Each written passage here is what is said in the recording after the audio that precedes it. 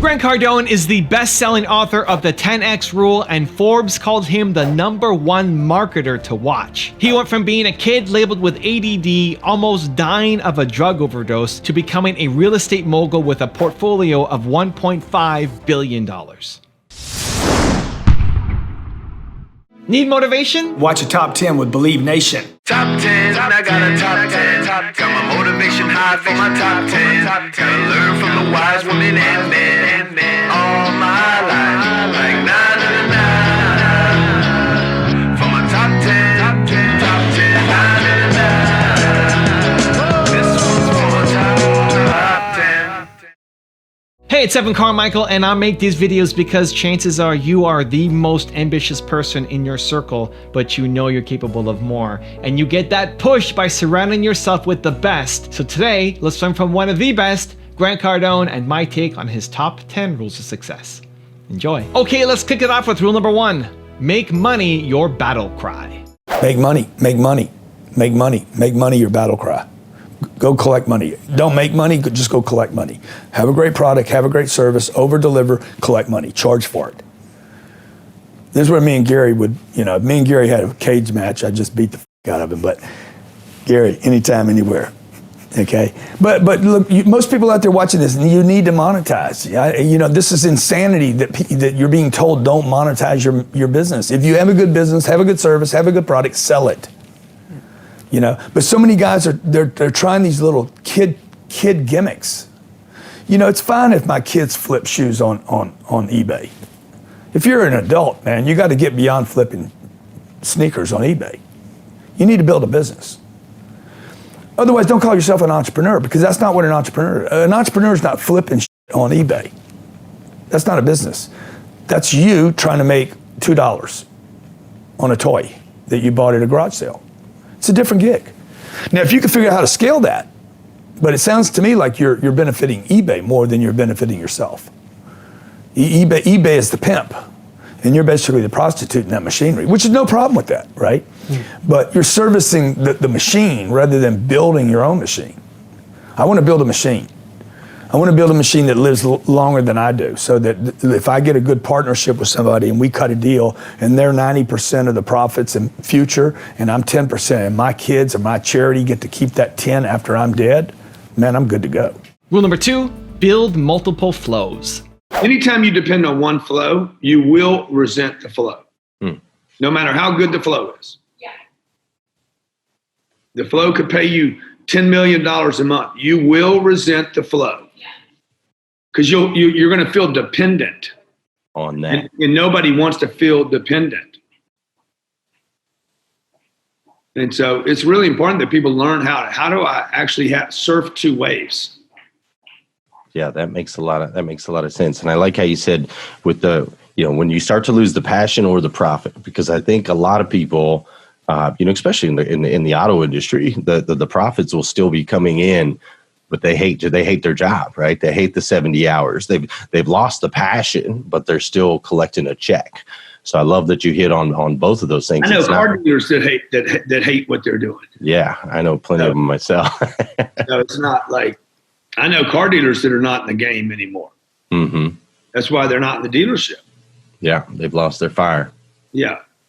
Yeah, man. And then I had a car dealer call me 2 weeks ago and said, dude, where, how much gas you got in your tank? And I said, what do you mean? He's like, I can't find my passion. Right. So you've been doing the same thing so long, bro. Like it's not, you got it. Kobe retired. Right. Comes a time where you're like, hey, next game. Yeah. Time to move. You got to elevate the game. You got to elevate the questions. You got to elevate the industry. You got to go transition into something else. If you can do automotive, you can do anything. I really believe that.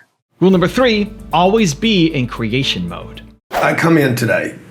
I walk, we fly into London. We get here 11:15. I don't know what I'm going to do next. There's 5,000 people out there. Somebody sends me a text. Okay, this is what your day looks like. Okay, now I start running and hustling from one thing to the next thing.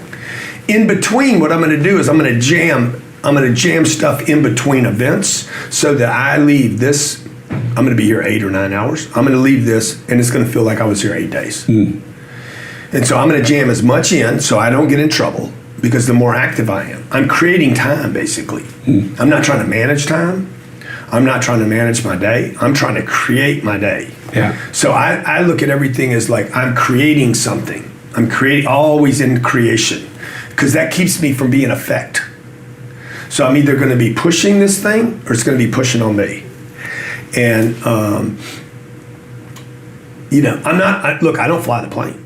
I can only push as much as my skills allow me to. Yeah. So I can tell the guys from the back, hey guys, give us a good straight landing right down the middle, okay? Get us a little faster, get us a little higher. But I'm just bullshitting from the back because I can't fly the plane. You know, I'm in the back. I'm in the back of the plane. You guys are doing great up there, right? Okay, so keep it straight when you land, right? Don't wreck this thing. Don't damage it, right? I'm just bullshitting from the back. Yeah. You guys, autopilot. That's all y'all do up there, right? I make this joke about pilots. I'm like, anybody can fly a plane. Not just anyone can buy a plane. Yeah. Right. Yeah. But it's a kind of tongue-in-cheek thing, because I can't fly a plane. So it doesn't matter how much I want to. I can't. So I can't micromanage that. But what I can do when I'm on the plane, like last night, we got on at 10 o'clock. Got to the airport at 9:45. Walked on the plane. Beds are made. 2 kids, a nanny, Elena, all have our little separate beds. Bam, we knock out. We wake up at 11:15 this morning here. So I'm refreshed, ready to go. And then somebody sends me a little thing and says, this is what you're doing today. First, you got to rob more. I said, oh, goddamn, not that guy. That dude. Okay. So then we'll bang, bang, bang, bang. And then we're going to leave out here about 9 o'clock tonight, go to Dubai, and do that all over again. So that's how every day works. Okay. Except for today, when I woke up here, somewhere this morning, somebody, when they wake up, is going to send me, the first thing that happens to me every morning is I get a cash account. Yeah. Every single day. Yeah. So I say, okay, nobody's stealing from me. Okay, those numbers are getting bigger. Okay, that one went down. Okay, I know this money's going here. I need money, man. I'm playing chess. Those are my pieces. And if I didn't have money, it would be, okay, what's my time? It's either money or time. Which one am I running? Rule number 4, be noisy enough. How do I start competing with these banks? So they're like, you know what? We really don't like all this noise you're making. You're a noisy guy, and we're kind of getting tired of it now. When you get noisy enough, they're either gonna, when you get noisy enough, they either buy you and suppress you. You know, that's what Bill Gates did with Apple years ago. The tablet, the original iPhone was a little called, what was the name of that little beast? Anyway, it had a little pen you wrote on it. They buried that project for years. I'll think of it in a second. I'll think of it when the interview's over. Maybe you guys know what it is, okay? Anyway, it's probably 20 years ago. I actually had a company built around this thing, and Bill Gates came in, gave Apple, Steve Jobs a loan, and said, look, I'll lend you this money. You got to bury that product. And they did. So that's what you can do. Or they consume you. They buy you and say, hey, we want you to be part of our... Hey, man. Everett, how you doing, buddy? Good. How are you? You got a book coming out, don't you? You just came out. Where can people get it? Get it on Amazon. Easiest spot. Built to serve. Right there. Let's go, man. If you guys don't know Evan, follow Evan Carmichael. He's got a new book out, Build to Serve. Go grab it today at Amazon. Just a good dude right here. Rule number 5, think big. Brian was telling me a story the other day about, when he was a kid, his uncle grabbed him and said, hey, if you come live with me and work with me every weekend, you can have a car by the time you're 16. And I'm like, I wonder why is that the dream? The car. A car. I remember, because I had the same thing. I'm like, I want a car when I'm 15 years old. Why wasn't I thinking about a car dealership or building a car? Like, why do we think so small? Why is everybody got these similar, very similar? I'll bet you wanted a car. Yeah. I bet you weren't thinking about a car dealership or building it, but Elon's thinking about building a car. No, rocket ships. Rocket ships, going to Mars. I'm like, why does he think so big? And I always thought so small. So I don't know what goes on in Elon's mind, but I would love to not have insecurities and little think. I don't know what the Call upset. it little think, is that what you said? Little think. Little think. Little think. Little man think. Rule number 6, follow the winds. I don't think that people burn out. I think it's impossible. I'm not a piece of wax. I'm not a candle. So the burnout thing was put on us by people that quit already. Yeah. You're going to burn out, dude. You're going to burn out. Burnout is never about work. Nobody burns out because they work too hard. Oh, you're burning the candle at both ends. I'm a spiritual being. I can create energy. This is an irresponsibility. Like, I've never met a human being that was made of wax. You know? Oh, yeah, but I'm burning at both ends. Dude, you're a being. You're a being, okay? Like, quit saying something's happening to you. This goes back to cause and effect. I create energy. And I love your example of the kids. Okay, that kid can play that game. It's always a game, though. Yeah, all day, all night. It's always a game. There's nothing that entertains people more than a game. And so when I was 18 years old, man, I was playing a game called Asteroids. I would play $80 of it a day because it cost a quarter every game, right? And I'm just throwing them in, doing anything I can to get quarters so I can dump them into this game. And I was trying to get to the next level. Look at how people play Candy Crush, 700 levels, and they're still looking for the next level over and over again. It's games, man. And that energy doesn't run out until you hit boredom. Because you can see a kid play a game too long, and then they start getting like kind of smashed in, and their attitude gets bad because they've been playing that same game too long. Yeah. So I know that as long as I'm interested, not passionate. What's the difference for you? Well, for me, I need to be able to win at a game. If there's a chance I can win, I'll be excited about the game. If there's no chance to win, I have no interest. So for me, the idea that I'm going to follow my passions is a little bit diluted for me. I think people are looking for their passion. I would not follow my passion. I would follow the wins. Right. So are you saying there's things that you could really enjoy, but you don't think you could win? Is that what you mean? I think I think that if there's no victory, the passion is a little bit narcissistic. Like, oh, I'm meant to be an artist. Maybe ain't nobody buying your art. Nobody's buying it. All you do is stacking art. Okay, it's so selfish. I do this for me. Makes me feel good. 7 billion people on this planet, man. Yeah. Like, if you keep all this to yourself, sooner or later, you're just going to look like a junkyard around you. And at some point, you're going to see this person cave in depression. And it's like where do you get the art out? Like, you know, like I love watches, right? So do I. Yeah. Most of my watches end up on somebody else's arm. Yeah. Like I have it for a while, I love it for a while, and then I'm like, here, you have it. Yeah. And so for me, like, it needs to get out, and I have a victory in that. Yeah. I see it on somebody else's arm, it makes me happy. Yeah. And so if I write a book and the book doesn't get sold, I'm not going to be excited about that book. I need the book in hands of other people. Rule number 7, invest in yourself. People should be investing in the beginning and just in themselves. Every chance you get to go to something that could possibly help you, if it has a 1% chance of even adding to the value you have spend the money. Don't sit on money. Money's useless. So if you have $5,000 left in your account, I would spend the whole $5,000 on yourself. When you spend money on yourself, you're going to start getting better at whatever you're doing. If you just keep doing it, if you keep spending it, just because you spent it once and it didn't work, go do it again. And then again, and then again. That has been one thing in my life. Like, if you ask me, hey, what's one thing? I always invest in me first. Not the business. Not the business. Not the real estate, me. My condition. How am I doing? Am I around the right people? Am I listening? Like, I don't care what it is, dinner, lunch, charities. I just go to anything where I think there's other people doing well. Like, I just want to hear somebody say something that just inspires me. So how much you reckon you invest in yourself every year right now? Oh, last year I probably spent, a couple $100,000. I've spent more than that. And I'd still spend more than that. So look, it starts with me, right? How good a condition I know people out there spend more money on their car than they do themselves. They pay $300, $400, $500 a month on their car and think nothing of it. Won't spend $500 on themselves. It's ridiculous. It's completely backwards. You're paying the man. You're paying for food. You're paying for groceries. You're paying for movies. You're paying for bullshit. You went and bought a house. That was the dumbest thing anybody could do. It's the dumbest thing I ever did was buy a house. I bought a house, and I didn't improve myself. I was improving the house. I spent more time picking furniture out than I did, hey, how do I fix me?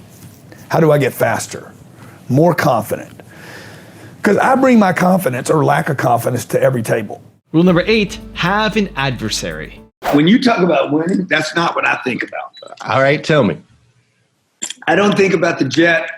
I think about my kids, my wife all the time. I look, my kids are like, oh my God, man. Right. The fact that this guy lost his kid, like it's just. I know. crazy, I know. So anyway, when I think about winning, dude, I don't think about stuff. Mm-hmm. I think about crushing people.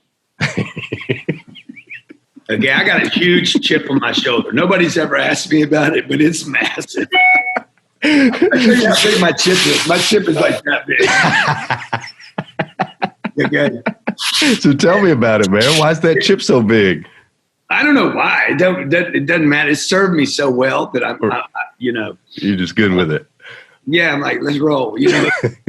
Well, because there's Stallone told me this too. I interviewed Stallone in California, up in San Mateo. Uh-huh. He's like, Grant, you got to have an adversary. He's like, you look like one of those guys. It's like, he's like, dude, you're aggressive. I said, bro, you're Rambo. Right. So he's like, not really, I'm Rocky. So he's like, my dark side's Rambo. So Got it. I said, my lightest side is Rambo. Right on. He's like, yeah, you got to have an adversary. He's like, Arnold. He's like, if it wasn't for Arnold, Grant, I probably would not be where I'm at. He's Really? like, Arnold was not a friend. Arnold was a total adversary. Got it. We competed for roles. People compared us, So I've had a lot of that in my career. Rule number 9, choose speed over perfection. I would rather fast than perfect. Yeah.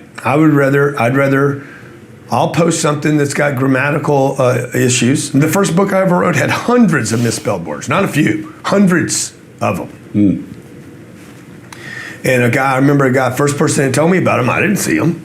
I wrote it. It wasn't a ghostwriter. I wrote the book. Yeah. Bang, bang, bang, bang. So the guy calls me and says, man, you got hundreds of misspelled words. I have a spreadsheet. He's trying to be of service to me. He sends me a spreadsheet, grammar, colon, semicolon. I use semicolons where there should be colons, commas where there should be periods. And he's like, run on sentences. And he sends me this whole spreadsheet, like 40 pages of corrections. I said, man, thanks for doing that. Yeah, man, he's like, I just want to be sure you get it right. I said, bro, it's a best-selling book.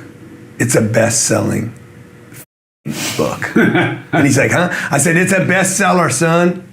It's not a best written. Yeah. It ain't a perfect grammar book. Like, I've never been perfect. I'm sloppy.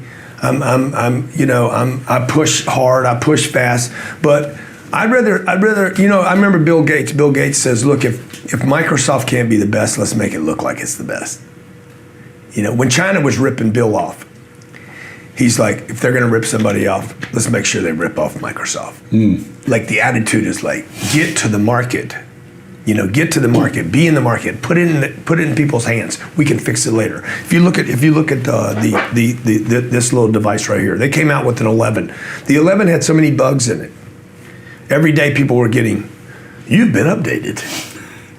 Updated is code for phone was up. Yeah. And we had to push it out because we want to hit our quarter. Yeah. And we want to keep people excited with new products. So we're willing to hit people with a new product that's got bugs in it. Now, the perfectionist says, no, we need to wait, okay? We got to get it perfect. We got to get it fixed, which means you're going to get slaughtered in the marketplace by a beast that runs faster and dominates the market and overwhelms the customer with new products while you're sitting back in your laboratory saying, hey, we're going to make it perfect. That goes for the artist, to the businessman, to the musician, to everyone. This is why men have an advantage in social media over women. Because women got to do the filter, got to fix their hair, got to do their makeup. Or bodybuilding world champions. He's got to go pump first. Yeah. Ty's back there. Ty Lopez. He's back there. Ty's a friend of mine. He's back there pumping up right now. He's trying to get his pecs swollen. So like you watch my social media. Most of it's not planned. 90% of it's not planned. I have bad hair days. I say the wrong things. I want to push product out. I'd rather frequency and speed over quality. And I'll figure the quality out as I go. And rule number 10, the last one before a very special bonus clip, is keep playing the game. What's your definition of success then? I don't know. I mean, it's not a thing, or it's not some kind of race or Result? time or number. It's like, hey, I think for me, it's more, am I fulfilling my potential? Will you ever fulfill your potential? I don't know. I mean, probably not. Yeah. I'll just keep finding a new thing, right? Yeah. I go to the gym. I mean, a year ago, I couldn't do a push-up. Now I can do 100. Wow. So will I be able to do 110 one day? Will I even want to? Probably, at some point, you're like, I don't want to do anymore. Right. So until then, I just keep playing the game, man. It's a fun game. And I get to, the beautiful thing about pressing is that you don't know if you're going to win or not. Mm-hmm. And it's easy to quit playing. Yeah. And that, because you don't lose. But if you keep playing the game, if I keep trying things, I get to keep experiencing the insecurity and the fear, that personal thing. It's got nothing to do with the checkbook or what you bought or how you live, but that experience of can I figure this out? Now I've got a special bonus clip from Grant on how to convert negativity into fuel. But before that, it's time for the question of the day. I want to know, where do you need to be thinking bigger? Let me know. Put it down in the comments below. You never see all the things I don't get, Right. the deals that get taken away from me. Today I'm not selling a car dealer $3,000 worth of tickets. I'm trying to buy a piece of property that's worth, $93 million. And there's 10 other guys in line. They all have money. And they also have, not unlike me, they're not Grant Cardone. They're Blackstone, Goldman Sachs, JP Morgan, freaking Nuveen. These are massive. I'm competing against institutions. Right. That have been blessed by the banks. That the Pope of business is basically given. These people don't even know who I am. I'm starting all over again. Right. So people don't see when I lose. Now, when I lose, what happens is I take that loss and I convert it as fast as I can into fuel to go crush. I'm not going to keep getting pounced on and beat. To me, it feels like a crushing. And I would rather give the crushing than have it delivered to me. Sure. I take it personal. I think I take it so personal when I lose. And so for a second, it takes me out of the game for 3 hours. And then I start somehow I have this ability. I don't know where I got it from or how I have it. I have ability to start converting the negative. I love that. Every negative thing that has happened to me in my life, Rob, Ralph, Bob, I'm thinking about people, right? Every one of them, the greatest, I would not be where I'm at if it were not for the ass whoopings I took and the people that ripped me off and the people that deceived me and cheated me, and because I converted it. One guy stole $9 million from me. I guarantee that guy's made me $100 million. Wow. Wake up with him every day. He's the reason, he is the guy, I've never said this before, he is the reason I decided to get on TV and billboards. Really? And everywhere on the internet. I said, I'm going to wake up, this is going to see me every day he wakes up.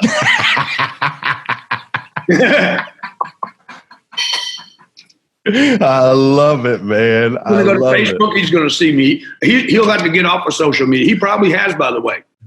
Right. Yeah, but now you're starting to hit him from the magazines and CNN and Fox. And you can't get away from it. You can't get away from it. Bang, bang, bang. I love it, Ran man. into the guy in La Jolla in San Diego. Him and his wife were down in San Diego. I walked right past him. I said, "You're a piece of shit. See this." Dude, I love that. So, Convert that negativity into fuel yeah, to go out and crush. into something positive, right? Yeah, Don't let it sit there and eat you in resentment. right. Convert it, because resentment and fear, these negative emotions have tremendous energy, tremendous fuel. It's just got to be converted.